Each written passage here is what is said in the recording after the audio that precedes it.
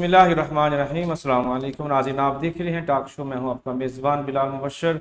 टाक और टक्कर से मिलकर बनता है टाकरा। एक और नया टाकरा लेकर आपके सामने हाजिर हैं। जर्नलिस्ट वीक जारी सारी है अल्हम्दुलिल्लाह सुम्मा अल्हम्दुलिल्लाह। मेरे शहर सांगरा है लिखे लातदाद सहाफ़ी जो कि फील्ड में खिदमत सर अंजाम दे रहे हैं, कुछ दफातर में, कुछ बड़े लेवल पर, कुछ छोटे पैमाने पर खिदमत सर अंजाम दे रहे हैं। हम उन तमाम को खराज तहसीन पेश कर रहे हैं और वक्तन फ़वक्तन नए सहाफ़ियों को, पुराने सहाफ़ियों को, सीनियर सहाफ़ियों को, जूनियर सहाफ़ियों को भी बुला रहे हैं ताकि हम उनकी जो बातें हैं, उनकी जो ख्यालात हैं, उनकी जो कलम के अंदर जो ताकत है, जो कलम लिखना चाह रही है, वो आम आवाम तक वीडियो की शक्ल में पहुंचा सकें। और पूरी दुनिया के जितने भी जर्नलिस्ट हैं, किसी भी मसलक, मज़हब और किसी भी मुल्क से तल्लक रखने वाले हैं, हम उन तमाम को बिला तफरीक, बिला खौफ खतर खराज तहसीन पेश कर सकें। जर्नलिस्ट वीक में हम कोशिश कर रहे हैं कि ज़्यादा से ज़्यादा हम इलाकाई मसाइल, इलाकाई जो सियासी माहौल है और उसके साथ साथ मुल्की मामलात और महंगाई और जो अवामी मसाइल हैं उनके ऊपर भी गुफ्तगू करें। हमारे शहर में एक बहुत बड़ा अलमिया जो हमने माजी में देखा और जिसके ऊपर काफ़ी लोगों ने तनकीद भी की। हर शख्स तनकीद बआसानी कर सकता है, या सियासतदान के ऊपर या सहाफ़त के ऊपर। तो सहाफ़ियों के वाले से बहुत ज़्यादा मशहूर था कि हमारे शहर में पढ़े लिखे सहाफ़ी नहीं हैं, जहाँ पर अंगूठा छाप सहाफ़ी हैं, इतने जिला वेखो वही सहाफ़ी बन जाता वे, 500 का कार्ड दो वो सहाफ़ी बन जाता। लेकिन बहुत सारे मामलात ऐसे भी हैं कि जो लोग उनसे आशना हैं, आशना बिल्कुल ना आशना हैं, जिस वजह से उनको पता ही नहीं चलता कि हमारे शहर में पढ़े लिखे सहाफ़ी भी मौजूद हैं जिनके पास बाकायदा सनद है, डिग्री है और इस शोबे को वो लेके चल रहे हैं। बस फ़र्क इतना है कि कुछ लोग बहुत ज़्यादा फील्ड में इन रहते हैं, कुछ लोग पीछे रह के काम करते हैं। इसी तरह मेरे शहर के काफ़ी सारे लोग हैं जिनका जिक्र आज के प्रोग्राम में हमारा होगा इंशाल्लाह अज़ीज़। मेरे ही शहर के एक और बहुत ही खूबसूरत पढ़े लिखे नौजवान सहाफ़ी के साथ आज आपको मुतारफ़ कराने जा रहे हैं, जो बिला तफरीक कह लें कि सहाफ़त के हवाले से अपनी खिदमत सर अंजाम दे रहे हैं।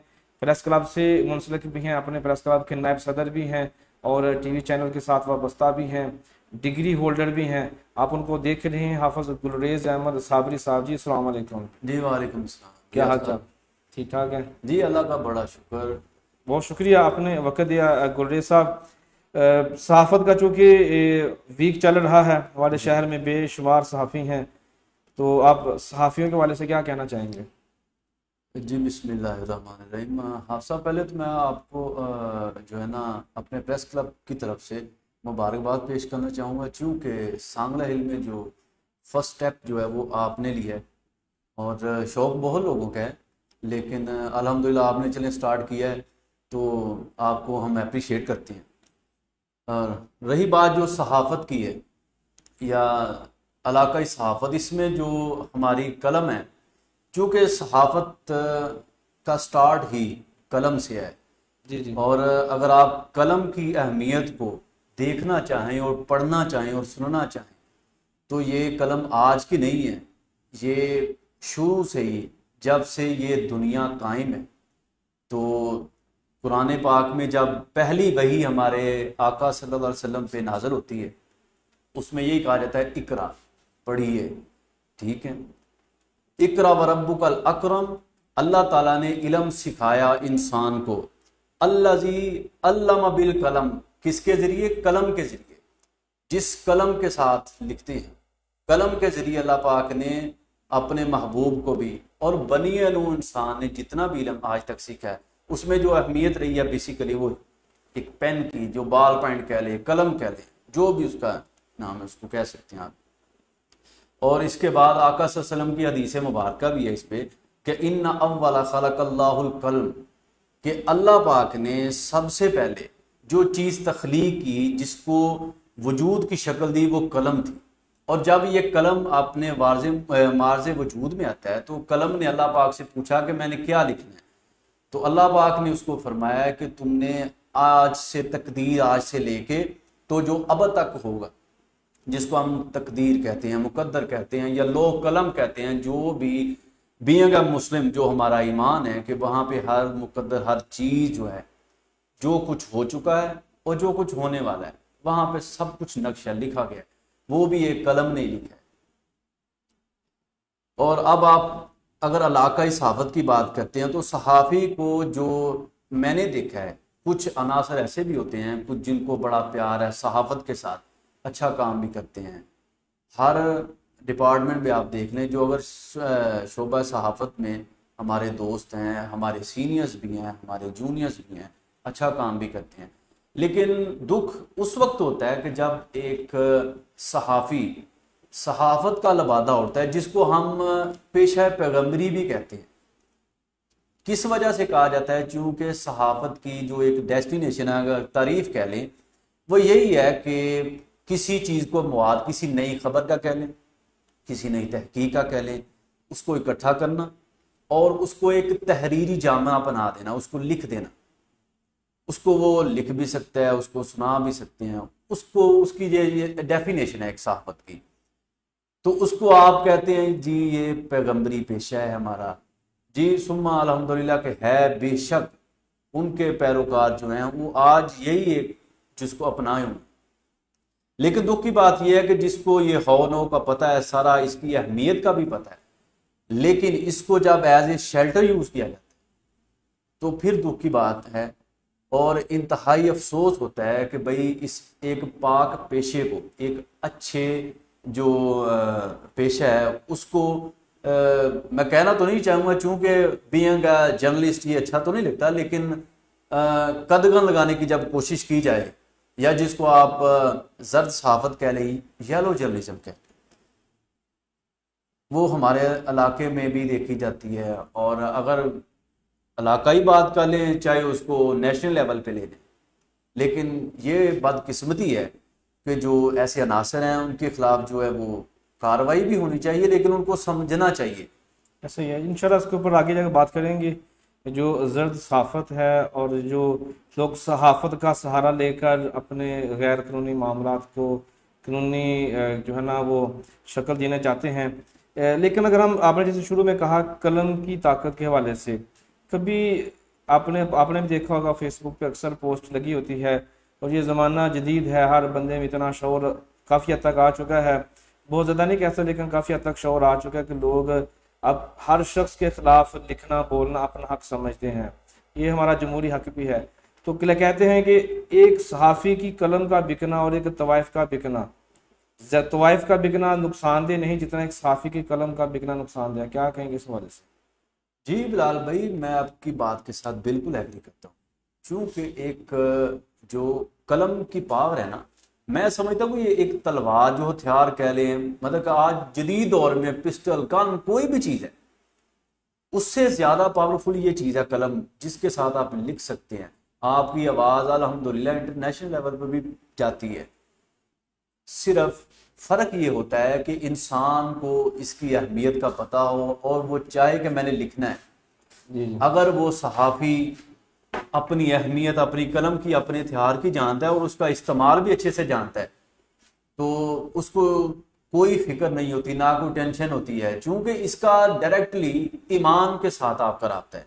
अगर आप ईमानदार हैं और आपका तवक्कुल अल्लाह की ज़ात पे है और आपको पता है कि राज़िक अल्लाह की ज़ात है, ना कि आप जो ब्लैकमेल करें किसी को तंग करें फोर्सफुली, वो एक तो रिस्क हलाल भी नहीं है। ये ठीक है, और लेकिन दूसरा ये देखना कलम की ताकत को अगर आप एक्सप्लेन करना चाहें, क्योंकि आप पढ़ चुके हैं, हम लोगों ने तो भाई, देख देख के सहाफ़त सीखी, आप पढ़े हुए हैं सहाफ़त को, कलम कैसे ताकत रखती है? जी बिलाल भाई, देखिए कलम की ताकत तो कुरान पाक से भी पहले साबित है। अल्लाह पाक, आपने को भी पढ़ा है माशाल्लाह, आप हाफिज हैं, कि सूरह कलम से शुरू होती है, नून बिस्मिल्लाहिर्रहमानिर्रहीम, नून वल कलमी वमा यस्तरून। अल्लाह की ज़ात कसम खा रही है कलम की, जी जी। और जिस चीज़ की कसम अल्लाह की ज़ात खा रही है, जाहिर बात है उसकी अहमियत, उसकी जो फोकियत, उसकी जो फजीलत हर चीज़ में आपको अयां नज़र आती है। जी जी। जब एक सहाफ़ी कलम से लिखता है, उसमें जो उसकी तहरीर है, उसके जो अल्फाज हैं, हाँ ये ज़रूर चीज़ है कि किसी की दिल आज़ारी ना हो। उसको ये सोचना चाहिए कि जो मैं लिख रहा हूँ, उसको ये गौर ज़रूर करना चाहिए कि वो सोशल इवल्स पे लिखे, जो हमारी माशरती बुराइयाँ हैं, समाजी भी हैं।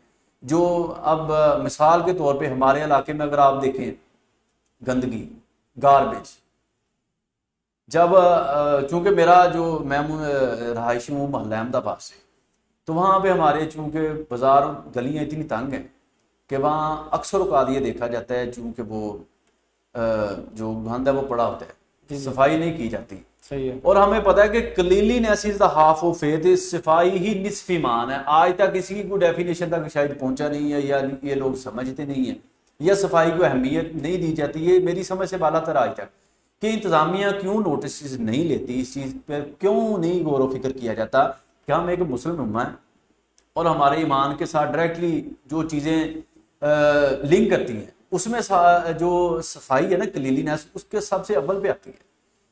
और जब लिखते हैं हम, बाज़ लोग अब लिखना चाहते हैं तो वो ये कहेंगे जनाब इंतज़ामिया के साथ हमारे राब्ते हैं, जनाब वो फलां दोस्त वो बुरा मान जाएगा।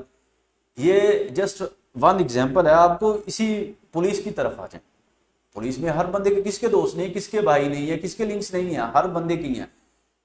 आप एसी दफ्तर में आ जाएं, एडमिनिस्ट्रेटर किसी भी ऑफिस में चले जाएं, टीएमए में चले जाएं, इसमें चले जाएं, ज़राअत में चले जाएं, आपको हर तरफ लिंक्स मिलते हैं इलाकाई। सिर्फ आपकी जो मजबूरियां, आप कहेंगे जनाब मैं अगर ये लिखता हूं, आपकी ईमान पे यह है कि आपने लोगों को राजी करना है या आपने उस जात को राजी करना है जिसने आपको इस पाक शोबे के साथ मुंसलिक किया होगा।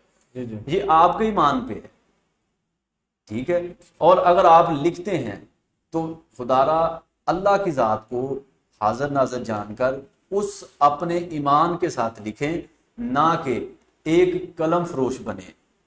अगर आप वक्ती तौर पे किसी को अहमियत देने के लिए झूठ लिख देंगे, फेक न्यूज़ वो तहरीर करते हैं, वो कॉलम लिख लें, उसका आपको वक्ती तो फ़ायदा हो सकता है, लेकिन ये एक लॉन्ग टर्म चीज़ नहीं है।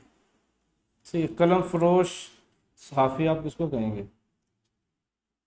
जी मैं तो अगर मुझसे पूछेंगे तो मैं अपने जो पॉइंट ऑफ व्यू से यही कहूँगा कि जो बंदा अपने शोबे के साथ ईमानदार ना हो, खा वो पैसे के लिए करे, खा वो किसी को खुश करने के लिए करे। देखिए oblige is something else, then we use अपना द वर्ड, मैं कहना तो नहीं चाहूँगा लेकिन बिलो द बेल्ट चला जाएगा, अच्छा नहीं लगता। जो भी अच्छी बातें हो रही हैं उसमें वो मैं वर्डिंग यूज नहीं करना चाहता, लेकिन लोगों को पता है कि जो उससे जो बिलो द बेल्ट जो वर्डिंग आ जाती है, वो लोग जो होते हैं, एक ग्रोह होता है, वो नहीं होना चाहिए। हाँ, अगर आप oblige करना चाहते हैं oblige करें, हम भी करते हैं, लेकिन किसी को इस हद तक जाके oblige करना, आउट ऑफ वे जाके, वो नहीं, वो अच्छी बात नहीं है। सही है। जैली सहाफ़ी इलाके में घूमे, चूंकि दूसरी तरफ अगर आते हैं तो हर बंदा जनाब यही चाहता है कि हर बंदा मुझे पहचाने, मुझे जाने। मैं किसी भी जनाब अदारे में जाऊं तो जनाब जो ऑफिसर बैठा है, जो भी उसके मुतल्लिक़ ऑफिसर है, वो जनाब मुझे ऑनर दे। अब अगर आप में इतनी अहलियत है, अल्लाह आप पढ़े हैं, अल्लाह ताला ने आपको अच्छी शक्ल दी है, आपको जुबान दी है, आप पढ़े लिखे हैं, आप अहमियत लाजमी नहीं है कि आपने वो कार्ड के जम पर ही, कार्ड की सिर्फ उसको दिखा के हासिल करनी है। अल्लाह ताला ने आपको अक्ल शऊर दी है, आप अपनी जाके किसी को भी प्रॉब्लम बताएं। और इतने जो ब्लैक शिप्स नहीं है, भैया मुसलमान ही अल्हम्दुलिल्लाह हर डिपार्टमेंट सब मुसलमान ही बैठे हुए हैं। अब जब आप अपना कोई प्रॉब्लम अच्छे से किसी को बता ही नहीं पाएंगे, आपकी जो भी मसला है, तो अगला बंदा आपको क्या टाइम देगा? आप याद जब सहाफत का लबादा ओढ़ते हैं और जस्टिस को एज ए शेल्टर यूज करते हैं, तो ये अच्छी बात नहीं होती। और फिर जब आप ये देखें कि जब आप किसी चैनल का कार्ड ले आते हैं, जी जी, खा वो अखबार है, न्यूज़पेपर है, या कोई भी चैनल है, जब आप वो ले आते हैं तो आप ये समझते हैं बदकिस्मती से कि जनाब इस इलाके का SHO भी मैं हूँ, जनाब यहाँ का AC भी मैं हूँ, जनाब यहाँ का जो TM जो तहसील म्यूनसिपल ऑफिसर है वो भी मैं हूँ। मतलब कि जिस भी डिपार्टमेंट में जाते हैं, आप कहते हैं जनाब सामने वाला बंदा है वो सीट से शायद थोड़ा परे हो जाए, मुझे ही प्रोटोकॉल मिलना चाहिए, मेरी बात सुनी जाए, मुझे सबसे अलग रखा जाए। सही है, ठीक है। इसके ऊपर इंशाल्लाह मजीद बात करना। आधी छोटी सी ब्रेक लेंगे, ब्रेक के बाद आएंगे तो मजीद इंशाल्लाह गुफ्तगू करेंगे। सहाफ़ी कौन है, किसको सहाफ़ी कहना चाहिए, किसको सहाफ़ी नहीं कहना चाहिए, इस हवाले से और बहुत सारे और भी सवाल ब्रेक के बाद शामिल करेंगे। घरेलू शॉपिंग हुई और भी आसान, अब आपके शहर सांगला हिल में दुआ सुपर स्टोर। तमाम ज़रूरियात जिंदगी के लिए दरकार अशिया एक ही छत के नीचे दस्तयाब हैं। हर किस्म के मसाला जात, दालें, मशरूब, सरकारी नरक पर अशिया और जनरल स्टोर की तमाम वैरायटी दस्तयाब है।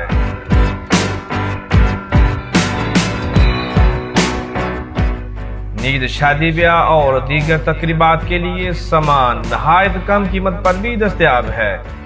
आज ही विजिट करें दुआ super store, Hamid Rajami road, निज़द मरकजी जामा मस्जिद, सांगलाही।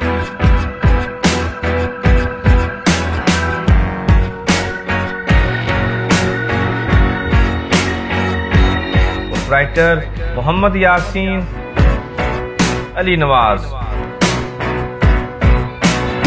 घरेलू शॉपिंग हुई और भी आसान। अब आपके शहर सांगला हिल में दुआ सुपर स्टोर। तमाम जरूरियात जिंदगी के लिए दरकार अशिया एक ही छत के नीचे दस्तयाब हैं। हर किस्म के मसाला जात, दालें, मशरूब, सरकारी नरक पर अशिया और जनरल स्टोर की तमाम वैरायटी दस्तयाब है।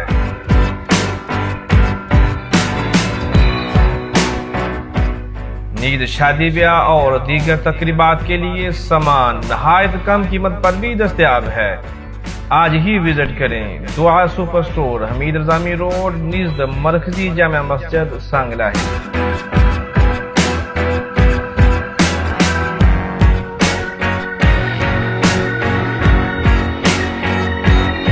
राइटर मोहम्मद यासीन अली नवाज। जी वेलकम बैक नाज़रीन। ब्रेक से पहले जो मौजूद ज़ेर बहस था वो सहाफ़त के वाले से कलम की ताकत कितनी है, कलम की अहमियत इस्लाम में क्या है, कुरान पाक में क्या है, और फिर हमने चंद सहाफ़ियों के हवाले से भी गुफ्तगू की जो लक़ब हमारे शहर में बल्कि पूरे पाकिस्तान में अभी आम है। हर शहर की यही एक कहानी होती है, हर शहर में सहाफ़ी होते हैं। हमारे साथ आ चुके कि पढ़े लिखे सहाफ़ी मौजूद हैं जिनकी मौजूदगी से हम भरपूर फ़ायदा उठाना चाहेंगे ताकि हम जो किताबी बातें हैं वो भी कर सकें, फील्ड की बातें हैं वो भी कर सकें, सोशल मीडिया की बातें भी कर सकें और अपने ऊपर भी तनकीद करवा सकें। पहली बार ऐसे होगा कि एक मेज़बान खुद अपने ऊपर तनकीद करवाएगा। हाफ़िज़ साहब, सॉरी गुलरेज़ साहब, चूँकि आदत है हाफ़िज़ साहब कहने की, गुलरेज़ साहब ये सहाफ़त के वाले से काफ़ी बातें की, सहाफ़ी हो रहा है, सहाफ़त का बता दिया आपने, सहीफ़ा ये पैगम्बराना पेशा है। सहाफ़ी किसको कह सकते हैं, ये सहाफ़ी कौन है? जी, हर वो बंदा जो इस शोबे के साथ मुंसलिक है। लेकिन अगर मेरी आप ओपिनियन लेना चाहें तो मैं तो यही कहूँगा भाई कि जिसको इवन खबर ज़रूर लिखना आती है, लेकिन अब एक बंदे को अगर पता ही नहीं कि ये खबर है, what is the news, what is the ingredients of news या कैरेक्टरिस्टिक्स ऑफ न्यूज़, तो मैं तो नहीं समझता कि उसको सहाफ़त के साथ वाबस्ता होना चाहिए। कि जब एक बंदे को पता ही नहीं कि मैंने खबर कहाँ से लेनी है, कैसे लेनी है और उसमें जो क्या क्या चीज़ों को, किन चीज़ों को फोकस करना है, लेकिन उसके बावजूद अगर वो भाई आगे हैं तो उसको सीखना ज़रूर चाहिए। उम्र का किसी जो एक तालब इल्म है, देखिए मैं भी तालब इल्म, हम माँ के पेट से जब निकलते हैं तो अल्हम्दुलिल्लाह कब्र में जाने तक तालब इल्म ही रहते हैं और हर मुसलमान की ये बात है। तो अगर आपकी उम्र भी ज़्यादा है तो कोई मसला नहीं, हम ये शर्माते रहते हैं कि जनाब ये मेरा जूनियर है। अगर मैं इससे कोई बात पूछता हूँ या इससे कोई सीखना चाहूँ तो शायद मेरी शान में कोई कमी वाक़ हो जाए, कि ऐसा नहीं होता मेरे भाई। अगर आप सहाफ़त के साथ मुंसलिक हो ही चुके हैं तो अगर आप किसी बंदे को समझते हैं, जैसे देखें जब मैं सांगला में जब मैंने स्टार्ट किया यहाँ आके 2017 तो तब से लेके अब तक सब दोस्तों के साथ इंटरेक्शन है, सबके साथ लिंक्स भी अल्हम्दुलिल्लाह। और आई थिंक सो कि हमारे जो सांगला में, अगर मेरा अंदाज़ा गलत नहीं है तो अबव देन 300 जो है ना वो जो बंदे हैं इसके साथ वाबस्ता है। अच्छा, आपने 300 बोल दिया है, वैसे तो बहुत सारे लोग ऐसा नहीं, वो लफ्ज़ इस्तेमाल नहीं करते। 300 में कितने आपको लगता है कि अच्छे साफ़ी हैं? नहीं, ये कितने अच्छी हैं कितने बुरे मेरे पास मैं नाम नहीं पूछूंगा, मैं जरूर कहना चाहूंगा कि जिस बंदे को जब वो आए किसी प्रेस कॉन्फ्रेंस में आए, प्रेस रिलीज, इवन हाँ चले यही कह रहे हैं कि जो प्रेस रिलीज पढ़ के उसको समझ जरूर सके कि इसमें क्या है, ये क्या कहना चाह रहे हैं, ये किस चीज पे है, ठीक है। तो एक सहाफ़ी जो है, चूंकि माशरे को उसने जो अपनी उसकी जो प्रॉब्लम्स हैं, उसकी इलाकाई जो चीज़ें हैं, जो मसाइल है, उसको उजागर करना है। उजागर वो तभी कर सकेगा, या वो लिख सकता है, या वो बोल सकता है, या ऑन कैमरा है, या ऑफ द रिकॉर्ड कर रहा है, या वो कॉलमिस्ट है, ठीक है, वो लिख रहा है, किसी अखबार के साथ वो बसता है, वो लिखे। लेकिन अब अगर आपने ले ली है कोई ये जो अपना किसी चैनल की जो नुमाइंदगी ले ली है आपने, तो अब वो लेके अपने दोस्तों के पास जाना शुरू करते हैं और ये कहते हैं जनाब ये मुझे लिखते हैं ऐसे है, और आपको नहीं पता चलता, तो कोई नहीं, फिर आप सीख लें। एक थ्योरी होती है, देखें अगर हमने पढ़ी है और भी दोस्त जो पढ़ के आते हैं, तो हमने तो थ्योरीज पढ़ी है ना, तो थ्योरीज पढ़ना और प्रैक्टिकल उसको करके दिखाना, चले वो उसको सेट असाइड भी कर दें अगर थ्योरीज को, तो प्रैक्टिस जब आप करते हैं, चले आप उसमें ही आ जाएं, तो प्रैक्टिस को अच्छे तरीके से कर लें, आप बाद में भी सीख सकते हैं। अगर आपने पढ़ा नहीं है तो प्रैक्टिस करके, practice makes a man perfect.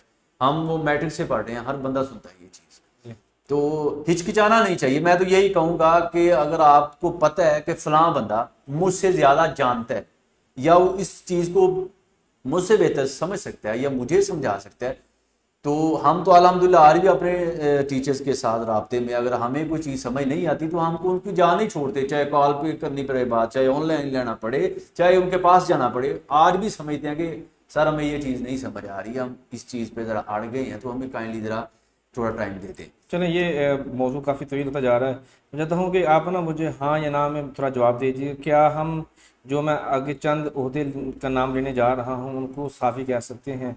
क्योंकि हमारे शहर में क्या मुझ समेत बहुत सारे लोग ऐसे हैं जो साफ़ी बने फिरते हैं कि नहीं, ये कह लें कि एक आदमी जो पढ़ा लिखा आदमी है वही बेहतर फैसला कर सकता है कि एक जो रिपोर्टर होता है जी जी, क्या वो साफ़ी होता है?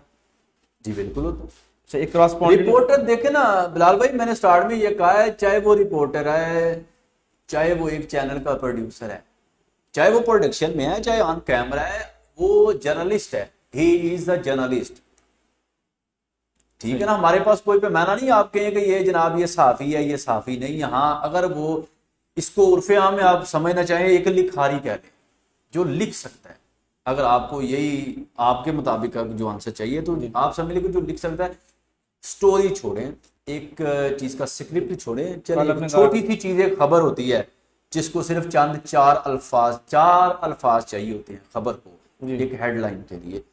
इवन दैट उसको वो तो कम से कम लिखने चाहिए ना, वो ये तो लिख सके। तो इसमें फिर चूंकि मैंने पिछले जो प्रोग्राम हुए हैं सीनियर सहाफ़ियों के साथ के सहाफ़त क्या है, जब मैंने इब्तदा में की थी, ये टॉक शो शुरू किए थे, तो उनके मुताबिक अखबार फरोश जो गली मोहल्ले में अखबार फरोश करता है वो भी सहाफ़त में आता है, जो अखबार प्रिंट करता है वो भी सहाफ़त में आता है। नहीं नहीं नहीं, ये देखें भाई, एक बंदा अखबार फरोश है तो वो सहाफ़ी तो नहीं है ना, वो तो कोई भी हो सकता है। फिर कैमरामैन कौन होगा? हाँ, कैमरामैन देखे ना, मैंने भी कैमरामैनी पढ़ी है, मेरा पूरा सब्जेक्ट। जी जी, ठीक है, how to use a cam हमें उन्होंने पढ़ाया स्टूडियो में, तो हम खुद भी यूज करते हैं। सहाफ़ी की ये मैं तो अच्छाई भी समझता हूँ। अब देखिए, मैं आपको यहाँ पे एग्जांपल दूंगा, मेरे दोस्त भी हैं, बड़े भाई भी हैं, फैसल राजपूत, आपने भी नाम सुना है, जानते भी हमको। आप किसी भी प्रेस कॉन्फ्रेंस में जाएं, सीनियर ऑलमोस्ट उनको मेरा ख्याल है को 12 से 14 साल तो हो चुके होंगे। जी जी, तो आप उनको बैठा नहीं देखेंगे, वो आप उनको वर्किंग जर्नलिस्ट में उनका टॉप ऑफ द लिस्ट देखेंगे कि जनाब वो वर्क कर रहे हैं, कहीं भी उनके हाथ में कैम और वो लेके चल रहे हैं। यहाँ पे जो अगर आप जस्ट कैमरामैन की बात करें, अब वो अगर किसी स्टूडियो से ला के आप उसके साथ वादा किया कि जब मैंने कोई एज लाइव वगैरह करना, आपने जस्ट कैमरामैन ही करनी, तो उसको तो आप सहाफ़ी नहीं कह सकते। हाँ, एक सहाफ़ी वो जरूर कैमरामैन भी है, वो कैमरामैन ही कर सकता है, वो उसको जानता है, बल्कि उसको आना चाहिए। जो आप अगर सहाफ़त को देखें ना, अगर ये कहें कि जनाब ये अखबार फरोश है और ये कैमरामैन है, तो वो सहाफ़ी तो नहीं है ना। सहाफ़ी तो वही होगा जो जनाब जिसने अगर पढ़ा नहीं है तो कम से कम उसको प्रैक्टिस इतनी उसकी हो चुकी है कि वो उसको पता हो कि एज लाइव क्या है, मैंने वॉक्स बॉक्स कैसे करना है, जनाब मैंने स्टोरी जो है वो उसको कैसे करना है, या उसका जो अपना पैकेज वो कैसे बनना है। हमारे तो मैंने देखा है कि यहाँ एक बड़े चैनल के साथ साहिब एक मुंसलिक है, नाम तो नहीं लेना चाहूँगा, और वो एक एज लाइव कर रहे हैं, उसमें वो कह रहे हैं महंगाई, और नेशनल लेवल का चैनल है। अब मुझे पता बताएं बिलाल भाई कि क्या वो उसको चलाएंगे? वो ऑन एयर नहीं किया जाएगा। जिसको यही नहीं पता कि महंगाई क्या और महंगाई क्या है, तो वो सिर्फ कार्ड ले किसी रेफरेंस से। यही हमारी बदकिस्मती है कि आप जो पैसे दे के तो किसी भी सहाफती अदारे का जो कार्ड ले आते हैं, और उसके बाद आप कहते हैं कि जनाब इस इलाके में जो मामे खां और फन्ने खां सिर्फ मैं ही रह गया हूँ, बाकी जो दुनिया वो शायद वो बाकी जो है वो इंसान भी नहीं है। सही है, ठीक है। आखिरी सवाल है, क्योंकि मुझे कुछ लोग लिखते हैं, क्योंकि मैं समझता नहीं, लेकिन चूँकि मैं खुद अपने तारफ़ में एंकर या डायरेक्टर दो नाम लिखता हूँ, क्योंकि मैं आपको मालूम है कि सारी डायरेक्शन खुद ही कर रहा होता हूँ, तो डायरेक्टर उसी को बोलते हैं जो डायरेक्शन देता है, डायरेक्शन लेता है। तो मैं कुछ प्रोग्राम भी ऐसे हैं जहाँ पे मैं बाकायदा एज ए डायरेक्टर ही काम करता हूँ, जैसे रमज़ान ट्रांसमिशन हो उस्ताद सैफ रहमान साहब के साथ, अपने प्रोग्राम भी खुद ही डायरेक्ट करता हूँ। तो अपने प्रोग्राम में एज ए एंकर भी काम कर रहा हूँ, तो मैं एंकर और डायरेक्टर ही लिखता हूँ। बहुत सारे दोस्त ऐसे हैं कि जो मुझे सहाफ़ी लिखते हैं मेरे नाम के साथ, तारफ़ के साथ, जैसे कि आपके ही प्रेस क्लब के हैं कैसर रजा साहब, वो सबसे पहले मुझे उन्होंने ही सीनियर सहाफ़ी लिखा, तो मैंने उनको पर्सनल रिक्वेस्ट की क्या मुझे सीनियर सहाफ़ी, मैं तो अभी खुद तिफल मकतब हूँ, आप मुझे सहाफ़ी सीनियर बना रहे हैं, तो ये मुनासिब लफ्ज़ नहीं। जी जी। एक एंकर जो होता है, जो प्रोग्राम कर रहा है, चाहे वो रोड शो कर रहा है, जिस जो कह लें कि पॉलिटिकल लेवल पर या अवामी मसाइल के वाले से बात करता है, उसको सहाफ़ी कहेंगे कि नहीं? जी देखें बिलाल भाई, आप प्रोग्राम चला रहे हैं, ठीक है, ये आप एज ए एंकर जी इसको ले रहे हैं, जी, तो सहाफ़ी जो है वो कर सकता है। अगर आपने चले ये कह लें कि अगर आपके पास सहाफ़त की डिग्री नहीं है, लेकिन आप खबर को बनाना लिखना जानते हैं, और चूंकि इस पेशे के साथ बाकायदी से वाबस्ता भी हो चुके हैं, ठीक है, तो अगर आपको कोई सहाफ़ी लिखता है तो अच्छी बात है, इसमें कोई ऐसा मैं तो नहीं समझता कि कोई ना कहे, मजाका नहीं है। हाँ कोई मजाका नहीं है, है। वो कह सकता है, लिख भी सकते हैं। हाँ ये बात जब सीनियर किसी के साथ नाम के साथ आ जाता है तो उसके कोई सुरखाब के पार नहीं निकल आते, ठीक है। आज ये देखें, उम्र बुजुर्गी और बुढ़ापे में बहुत फर्क है। जी जी, ठीक है, ये लाजमन और मलजूम नहीं कि हर जिसकी उम्र ज्यादा हो चुकी है, कह रहे हैं अबव देन 50-60 हो चुका है तो वो बुजुर्ग हो गए, नहीं, वो उसकी अखलाकियात पे, उसकी जो जबान है, ठीक है, वो उससे आप जज करेंगे। जब वो इंसान बोलेगा कि ये आया कि बुजुर्ग है, नहीं तो आप कहेंगे बाबा या तू सारी उम्र कितने कट छटी है। चलिए सही है। ऐसे ही किसी भी शोबे में आप जाके देखिए। अजान का वक्त हो चुका है, अजान सुनकर के बाद हाजिर होते हैं। अल्लाहु अकबर, अल्लाहु अकबर, अल्लाहु अकबर,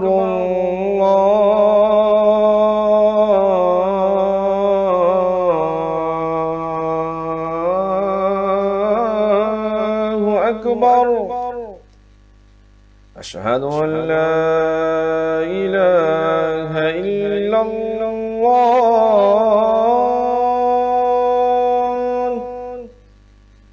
अशहदु अन ला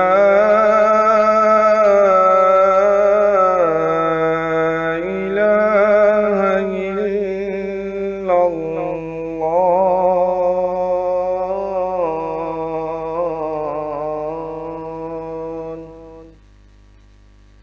अशहदु अन्ना मुहम्मदर रसूलुल्लाह,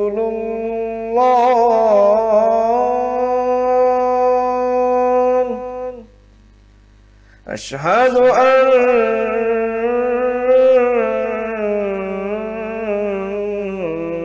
मुहम्मदर रसूलुल्लाह,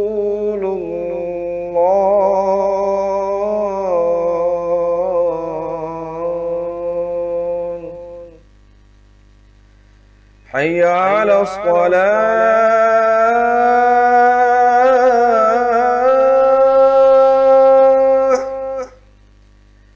हय्य अला अस्सलाह,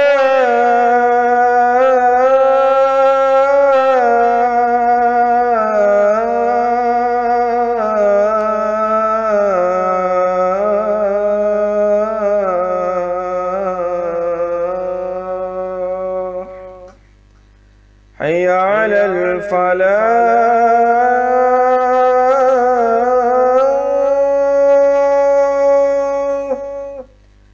हय्य अलल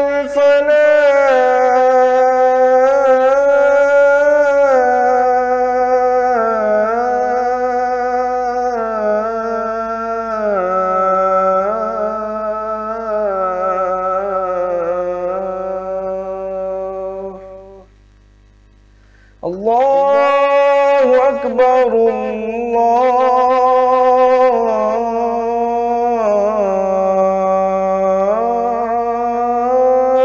अकबर, ला इलाहा इल्लल्लाह।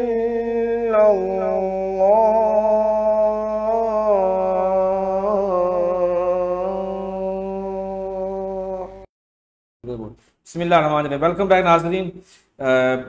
अज़ान का वक़्त था इसलिए हमें ब्रेक लेना पड़ी। गुफ्तगू जारी सारी थी सहाफ़त के हवाले से। अभी हम सहाफ़त से निकल कर सियासत में दाखिला लेने लगे हैं, क्योंकि हमारे शहर की सियासत इंतहाई सरगर्म हो चुकी है।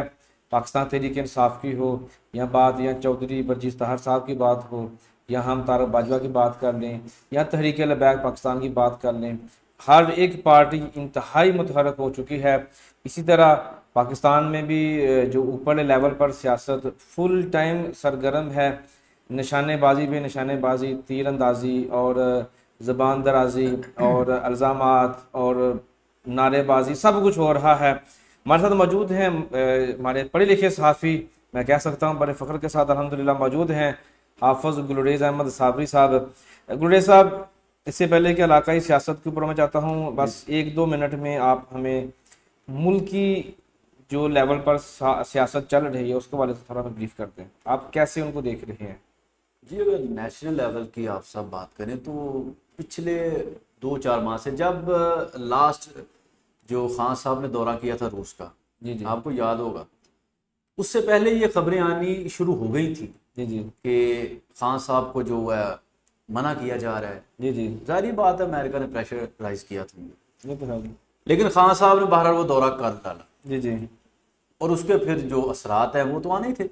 और उसके बाद जो कुछ जो गलतियां की, जो एक इन्होंने अदालत में रेफरेंस जो जस्टिस फाइजा के खिलाफ भेजे, जी वो इनकी सबसे बड़ी मैं समझता हूँ कि वो गलती है जो इनके गले भी पड़ चुकी। और उसका रिजल्ट सारी कौम ने देखा है जनाब के, जब हमारी जो माशाल्लाह से जुडिशरी है, जहाँ पे लाखों केस हर किस्म के ही है, ऑल टाइप ऑफ केसेस जो हैं वो अपनी अपनी तारीख के मुंह देख रहे हैं। लेकिन शायद ये बहुत ज़रूरी था जो अपना हमारी मुअज़्ज़ज़ अदलिया को रात का वक्त भी टाइम देना पड़ा। और ऐसा मैंने अपने जो मेरी 30-32 साल माशाल्लाह उम्र हो चुकी है, बाकी तो अल्लाह का पता कितनी होनी है, लेकिन मैंने शायद अपनी होशोवास में ये पहला वाक़या देखा कि जनाब हमारी मुअज़्ज़ज़ अदालत रात के टाइम भी जाग रही थी। और खुशी भी हुई है कि वाकई काम करना चाहिए, चाहे सियासी इख्तलाफात अपनी जगह पे, लेकिन मज़ा ज़रूर है कि जनाब हमारा मुल्क जाग रहा है, हमारे जजेस माशाल्लाह जाग रहे हैं और वर्किंग चल रही है। लेकिन अगर आप इसको सहाफ़ती लेवल पे जब देखते हैं तो हमारे मुल्क की जो खान साहब जो कह रहे थे कि जनाब मदाखलत हुई है, साजिश कह लें, मदाखलत कह रहे हैं, जो मर्जी कह लें, अगर वो साबित होती है उसको टाइम लेना चाहिए था। उससे पहले जब मामला चल चुके थे तो तब खान साहब की हुकूमत थी, तो 10 दिन के अंदर वो पार्लिमानी कमेटी भी बनाई जा सकती थी। तब तो उनकी अपनी गवर्नमेंट थी, तब उन्होंने कोई कमेटी नहीं बनाई। और जब गवर्नमेंट जाती रही उनकी, जो कि अभी जो सिटिंग जो प्रेसिडेंट है वो भी तहरीक इंसाफ से ही है, उसके बाद खान साहब ने फैसला जनाब किया है कि सड़कों पर निकलने का, जो कि ख़तरनाक भी साबित हो सकता है। हर बंदे को पता है जनाब, हर सारी अवाम जनाब अब बाशऊर है। अगर उनके जलसे देखते हैं, अगर खान साहब के साथ वो जो दावा कर रहे हैं 20 लाख अवाम निकलती है, तो जो सिटिंग गवर्नमेंट है, नून लीग है, JUI है, उनके जो इत्तेहादी हैं, पीपल्स पार्टी है, तो उनके साथ भी पाकिस्तानी हैं, मुसलमान ही, उनके साथ भी वो भी लोगों को लेकर निकलते हैं। उनका भी दावा है कि अगर ये 20 लाख लेकर निकलते हैं तो 50 लाख हम भी लेके निकलते हैं। तो आया कि किनका जो वो टकराव होगा, अदारों का करवाना चाहते हैं, अवाम का करवाना चाहते हैं। खुदारा मुल्क को देखें, मुल्क के बेहतरी के लिए जो है वो सोचें। अल्लाह पाक इसकी जो सलामती है वो हमेशा इंशाल्लाह कायम दायम रखे। पाकिस्तान इस्लाम के नाम पे बना है और इसकी जो सलामती है इंशाल्लाह वो अल्लाह ताला के हाथ में हो। और इंशाल्लाह हम भी यही उम्मीद करते हैं कि ये मुल्क जो है वो ता क़यामत इंशाल्लाह बादशाह और इबाद रहे। चला सही। बिलाल बेड़क जो कि पिछली बार NA-117 के लिए उम्मीदवार थे, वो हमारा हल्का छोड़कर जा चुके हैं, बल्कि वो तो इलेक्शन के अगले दिन ही जा चुके थे। लेकिन हम हमारे इलाके को, हमारी जो मकामी क़यादत है उनको शायद नींद से होश नहीं आ रही थी, ख्वाब गफलत में मज़े लेते रहे हैं। उन्होंने गौर ही नहीं किया कि हम 3 साल मेहनत करके वो अपना मकामी लीडर ही पैदा कर लें, ताकि अगले बार हमें बाहर से कोई MNA ना देखना पड़े। उनके जाने के बाद एक पोस्ट अपलोड होती है फेसबुक के ऊपर कि मुस्तकबिल में MNA NA-117 के लिए पाकिस्तान तहरीक-ए-इंसाफ की जानब से चौधरी तारक महमूद बाजवा को टिकट मिल रही है, वो इलेक्शन लड़ेंगे। ये खबर जारी सी बात है सरप्राइजिंग थी, क्या कहेंगे इस हवाले से? जी, अगर ये इलाकाई सूरत हाल जो PTI की अगर आप बात करते हैं तो मैं तो ये पहले कहना चाहूँगा कि हर पार्टी के अपने इख्तलाफात आपस में होते हैं, लेकिन चौधरी बजीज ताहिर साहब जो हैं आप उसको एक ब्रांड कह सकते हैं, नो डाउट, ठीक है ना? ठीक है। 6 टाइम जो सिटिंग MNA है जी जी। और अगर उसको आप हराना चाह रहे हैं तो आपको डेफिनेटली कोई ऐसा चेहरा चाहिए जो उसको टक्कर दे सके, ठीक है? और उसकी अगर थोड़ी सी बैक हिस्ट्री पे चले जाएं तो आप जो लास्ट इलेक्शन हमारा हुआ है तो उसमें तारक महमूद बाजवा साहब ने आज़ाद हैसियत से, ठीक है, अगर मेरा अंदाज़ा गलत नहीं है तो आई थिंक सो कि 68,000 के राउंड उन्होंने जो है वोट लिए थे, बिल्कुल करीब सेकंड नंबर पे रहे हैं। जी जी, ठीक है, तब भी बिलाल विरक साहब जो है वो 3rd नंबर पे थे, ठीक है, ये वाज ऑन द 3rd। तो टॉप जो है वो विनर कैंडिडेट थे बजीज ताहिर साहब थे।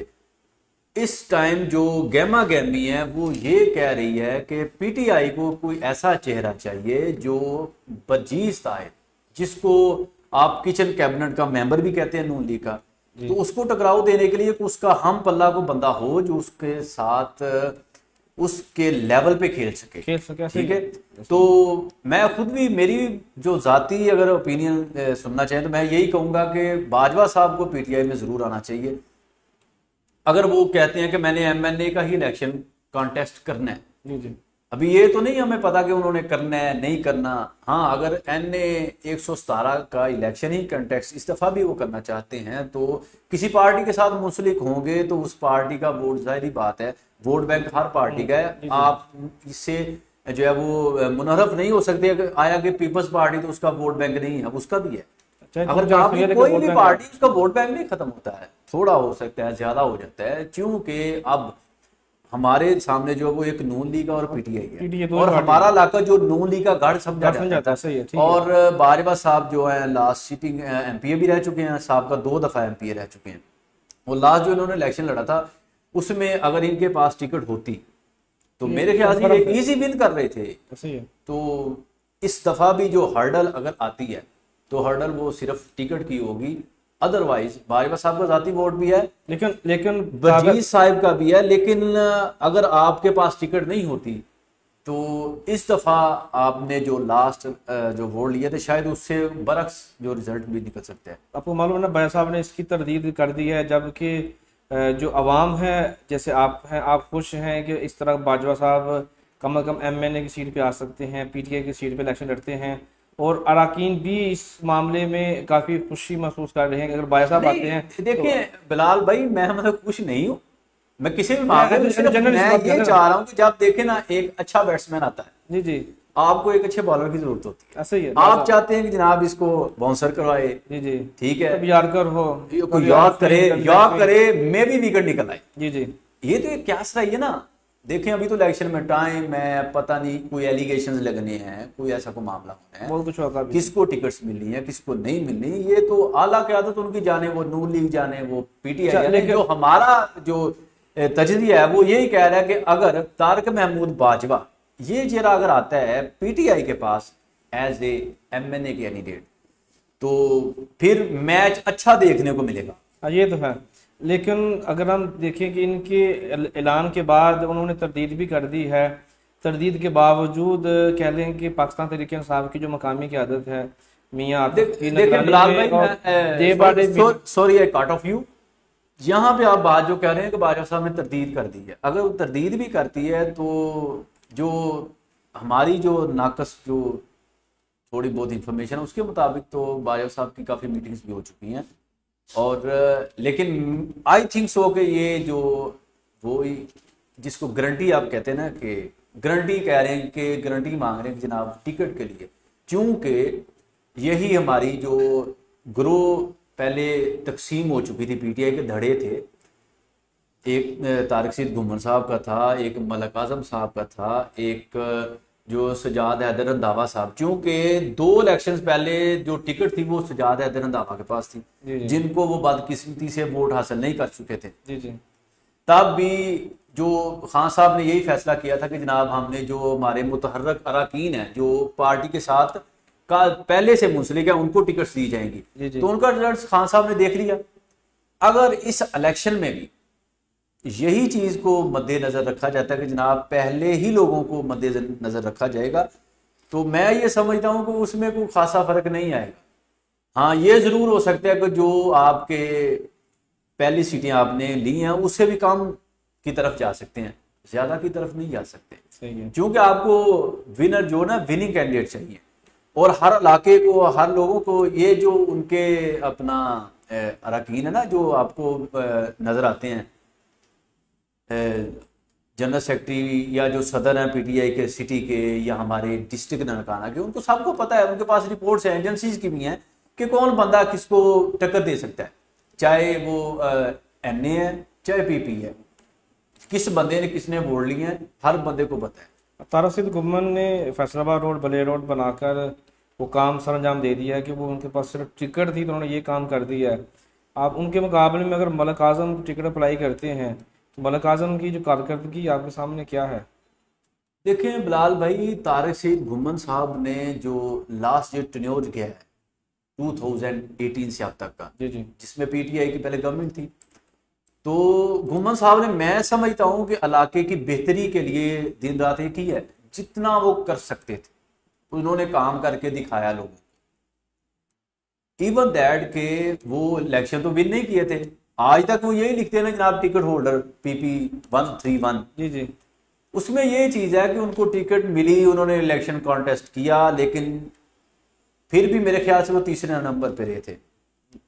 सेकंड अगर आप PP अपना हमारे बात करें तो उसमें भी जो सेकंड, वो मेरे ख्याल से फर्स्ट पे जो विनिंग थे ना हमारे मियाँ साहब, दूसरे पे बाजवा साहब की वाइफ थी, और तीसरे पे घुमन साहब थे। ऐसा ही है। लेकिन घुमन साहब ने बहरहाल फिर भी खासे वोट हासिल किए थे, 31,000 के राउंड इनके वोट थे। तो जो उन्होंने वोट हासिल किए हैं उनके जो उससे जो पिछला इलेक्शन है उसमें आई थिंक सो के 14,000 के राउंड हासिल किए थे। जो हिस्ट्री है ना किसी भी कैंडिडेट की, उसको एक साइड पे वो नहीं कर सकते। अगर वो देखेंगे जनाब मलक आजम साहब की अगर हिस्ट्री देखें तो मलक आजम साहब ने इलेक्शन जो लड़े हैं, PP का भी उन्होंने लड़ा है, ठीक है, तहसील नाज़म का भी लड़ चुके हैं वो, लेकिन अगर उनकी जो वोट बैंक देखेंगे आप, उसमें जो हासिल करदा वोट है PP का, वो घुमन साहब से खासे कम है। जी जैसे ही है, ठीक है। और अगर आज भी देखें तो उनके पास नीली बत्ती भी रही है, चाहे लोगों ने उनके खिलाफ भी बोलते रहे, आखिर वो भी एक सांगला के जो फरजंद हैं, हमारे बड़े भाई हैं, हम सब की इज्जत करते हैं, हमारे के लिए सब काबिल इज्जत है। मलक साहब को टिकट अगर पार्टी देती है, मैं नहीं समझता कि पार्टी का कोई ऐसा फैसला है जिसमें लोगों को तनकीद करेंगे, लेकिन ये जरूर है कि रिजल्ट ऊंच नीच हो सकता है, क्योंकि घुमन साहब अवाम में ज्यादा घुल मिल गए हैं। घुमन साहब के राब्ते, क्योंकि वो पूरे टेन्योर में अवाम की खुशी और गमी में जाते रहे। बाजवा साहब का ये भी फेमस है ना, हम यही कहते हैं कि जनाब बाजवा साहब किसी की खुशी गमी नहीं छोड़ते, ठीक है। और यही चीज आपको घुमन साहब में भी देखने को मिली है ये लास्ट टेन्योर में, कि जनाब वो भी आते जाते रहे हैं, मलक साहब भी आते जाते हैं, वो भी जो उनके, लेकिन उनके साथ ये है कि वो अपने उन्होंने मखसूस बंदे जो है ना, वो एक सर्कल बनाया हुआ है, ठीक है ना, वो उसी सर्कल में रहते हैं। और मैं तो ये कहना चाहूँगा अपने बड़ी भाई को कि जनाब उस सर्कल से निकलें। अगर आप भी कैंडिडेट हैं तो जनाब अवाम में जाया करें, अवाम को साथ मिला करें। सिर्फ स्टेज पे नारे आप माशाल्लाह से लगाते हैं, हमें भी खुशी होती है और हम भी सदके या रसूल अल्लाह हैं, लेकिन आपको अवाम के अंदर भी जाना चाहिए। और सारी जाहिर सी बात है, वोट तो अवाम ने देना है ना। जी। जब अवाम ने इनको देखा ही नहीं होगा, जैसे हम बात करें आजकल जो मुतहर्रिक हो चुके पीटीआई, तो हम नए नए चेहरे भी देख रहे हैं जो कैंडिडेट भी हैं, जिनमें मियां ज़फ़रुल्लाह साहब का भी नाम आया कि वो भी NA 117 और PP के लिए उम्मीदवार हो चुके हैं। पहले तक बिलाल भाई मैं बार बार आपकी बात को काट रहा हूँ, लेकिन NA के देखे ना, हमारे पास कितनी ऑप्शंस हैं PTI के पास। आपके पास अरशद साहिब, अभी मियां आतिफ भी आ चुके हैं और मियां ज़फ़रुल्लाह भी। नहीं, मियां Atif I don't think so कि वो NA के कैंडिडेट है, वो PP के ही है। आपके पास अरशद साही ऑप्शन है, आपके पास जो है वो सेकंड ऑप्शन वो मियां ज़फ़रुल्लाह साहब, चूंकि अभी उन्होंने अभी नया ऐलान किया है, लेकिन मियां ज़फ़रुल्लाह साहब की कोई ऐसी सियासी बैकग्राउंड मैं तो नहीं देखी। अगर आपके इल्म में वो अचानक अभी आए बस चंद माह पहले, तो ऐसे एक्सीडेंटली तो MNA नहीं ना बनता भाई, उसकी पूरी बेस होती है। वो लोग जो स्टार्ट से मेहनत कर रहे हैं, और आपको ये कभी भी भूलना नहीं चाहिए कि ये हल्का बर्जीस ताहिर है। जो मैंने पहले बात की है कि ही इज द ब्रांड, और आपको ये मानना पड़ेगा, क्योंकि उस शख्स ने कह लें जो उसने कहा है कि जनाब मैं हर दफा एक नया चेहरा लेके आता हूँ और उसको मैं MPA बनाता हूँ, और उन्होंने लास्ट टाइम भी साबित किया है। मियां साहब को वो साथ लिया उन्होंने, और उन्होंने उसको जो है वो विन करवाया इलेक्शन साथ, ठीक है। और इस दफा अभी देखें क्या बनता है। कुछ ऐसी खबरें भी आ रही हैं कि मे बी, मैं तो नहीं ये समझता, ना ऐसा होना चाहिए कि मियां साहब को भी सेट असाइड करने की तैयारी की जा रही है। कौन आ सकता है? देखिए वो कोई भी ऑप्शन हो सकती है, कोई भी, चूंकि मैं तो जा रहा हूँ अपने बात में, आपने तो खबर है मेरे दुनिया में आने से पहले बजीज तक सियासत में था, ठीक है। हमारी जो मेरी डेट ऑफ बर्थ है वो 90 की है, तो ये तो मैंने सुना है कि जनाब 88 में भी जनाब वो जो उससे पहले 85 में भी जो है जनाब ये इलेक्शन लड़ चुके हैं, तो जो हमारे आने से पहले। तो ऐसे कैंडिडेट को मैं ये समझता हूँ कि आना चाहिए जो बर्जीज ताहिर साहब की साइकी को समझते हैं, जिस लेवल पे ये खेलते हैं उस लेवल पे वो खेलना चाहिए, उनको पता हो कि मैंने इसको कैसे टक्कर देनी। अगर आप ऐसे कहते हैं, मियां ज़फ़रुल्लाह साहब हमारे काबिल इज्जत है, लेकिन मैं तो सीधी सी बात करूंगा कि वो इस लेवल पे नहीं खेल सकते, ठीक है। तो ना उनके पास वो वर्किंग टीम है। आपको इलेक्शन के लिए एक पूरी टीम वर्क की जरूरत होती है, जो मैंने चंद एक कैंडिडेट्स के पास यहाँ देखी है, बाकी का कोई हाल नहीं। अरशद साही के बारे में क्या कहेंगे? अरशद साही साहब ने जो लास्ट इलेक्शन लड़ा था, आपको भी याद होगा कि 42,000 उसने वोट लिए थे, लेकिन जो हालिया चक्कर चल रहा है, आपको भी पता है या नहीं पता, मे बी को आपस में उनकी जो रिश्तेदारी भी है। किसके साथ? बजीज साहब के साथ। उनके जो भाई हैं, छोटे भाई हैं ना चौधरी अदरीस साहब, उनके साथ उनकी अजीजदारी है, और आपस में देखे ना वो रिश्ता भी है उनका। लेकिन उसके बावजूद वो सियासी इख्तलाफात अपनी जगह है, पार्टी अपनी जगह, इलेक्शन अपनी जगह, हर चीज़ है सही है। लेकिन मैं ये जो इस वक्त यही समझ रहा हूँ कि अरशद साही साहब अगर एज ए MP हैं PP 132 में, तो मियां आतिफ को क्रॉस करके तो वो नामुमकिन है, तो वो नामुमकिन है। और अगर आप उसको एज ए NA के कैंडिडेट देखते हैं कि जनाब NA 117 में, तो खासा मुश्किल है। सही। शहबाज मुख्तार भट्टी? नो, वो भी नहीं। देखे ना आप, तो अब ये भी क्या रही आ रही कि जनाब एक गुलाम रसूल घुम्मन साहब हैं, वो भी जनाब दिल से कैंडिडेट हैं। दिल से, अब दिल से कोई भी चाह सकता है ये, लेकिन ये देखें ना, तो ये कोई सिम होती है जो या किसी के हाथ में। और मेरे ख्याल से तो इस दफ़ा खान साहब जो खासी कोशिश करेंगे कि जनाब मैं जितना खुद इन्वॉल्व हूँ, कमेटियों के भी फैसले एक जगह पे रखे जाएंगे, लेकिन फाइनल जो डिसीजन है वो खान साहब खुद ही लेना चाह रहे हैं, क्योंकि नून लीग जो देखें इस टाइम गवर्नमेंट में है, और शहबाज शरीफ साहब अपनी इख्तलाफ अपनी जगह पे हर बंदे के, लेकिन वो अपनी फुली कोशिश कर रहे हैं डिलीवर करने की।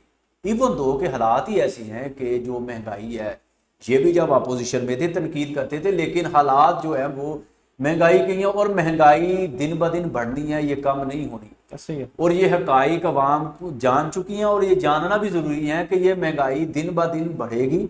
आपने जितने कर्जा ले चुके हैं, हम जो कह लें कि जो लास्ट लुकमा आपकी हलक तक पहुंच जाता है ना, जैसे हम भी कर्जे में इतने डूब चुके हैं कि हमारे यहाँ तक आ चुके हैं, सिर्फ डूबना बाकी है। और हम भी ये दुआ करते हैं कि या अल्लाह इस मुल्क की जो कश्ती है ना वो किनारे पे ले आ। बिल्कुल सही, आमीन जी। बहुत शुक्रिया, आपने वक्त दिया। जाते वक्त क्या पैगाम देंगे आवाम को? जी, अवाम को मैं यही पैगाम देना चाहूँगा बिलाल भाई कि किसी भी पार्टी के साथ खाम मुंसलिक हैं, जो हमारे मुल्की या इलाकाई जो सूरत हाल है, खुदारा पार्टी को एक साइड पे रख के अपने वतनी अजीज़ के बारे में सोचें, अपने मुल्क से मोहब्बत करें, अपने मुल्क के अदारों से मोहब्बत करें। अगर आप आराम से आज घर में सो रहे हैं तो आपके भाई या रिश्तेदार या उनके कोई रिश्तेदार कोई आर्मी में है जो वहाँ आज भी पहरा दे रहा है, रात के 2 बजे, रात के सुबह के 6 बजे वो 24/7 चल रहे हैं। वो भाई उनको हम सलाम पेश करते हैं। भाई वो कोई जितनी भी हमारी सिक्योरिटी एजेंसी है, आपके ही वो भाई हैं, आपके ही वालिद हैं, आप में से ही हैं, हमारे ही हैं, तो आपको उनकी कदर करनी चाहिए। ये गवर्नमेंट ये तो आ रही है, किसी की जा रही है, इनके सियासी मफादात हैं। कोई भी अपने मुल्क की जंग नहीं लड़ रहा, चाहे वो PTI है, चाहे नून लीग है, चाहे पीपल्स पार्टी है, उनके अपने पर्सनल मफादात हैं। तो आपको अपना मुल्क को देखना चाहिए। आपको ये जरूर सोचना चाहिए कि सबसे पहले पाकिस्तान। अल्लाह ताला इस मुल्क को शादोबाज रखे। आमीन जी। बहुत शुक्रिया गुलरे साहब, आपने वक्त दिया और सहाफ़त के हवाले से, इलाकाई सियासत के हवाले से काफ़ी बेबाक और तनुज़ व मज़ाक के ऊपर मबनी गुफ्तगू हुई।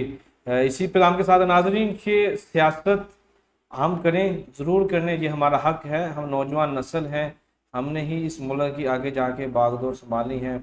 हमें जब भी फेसबुक के ऊपर सियासत करने का मौका मिले या हमें आम जिंदगी में सियासत करने का मौका मिले तो हमें इखलाक के दामन को कभी नहीं छोड़ना चाहिए। इखलाक में रहकर, अदब व अदाब के दायरे में रहकर हमें सियासत करनी चाहिए। और पोस्ट लगाते वक्त ये एहतियात करें कि आपकी पोस्ट, आपकी तरबियत, आपके वालिदैन की तरबियत का जो है असर रखती है और बताती है कि आपकी तरबियत कैसी हुई है। मिलेंगे फिर किसी नए रोज़, नए मौजू, नए मेहमान के साथ। तब तक हमें इजाज़त। पाकिस्तान जिंदाबाद।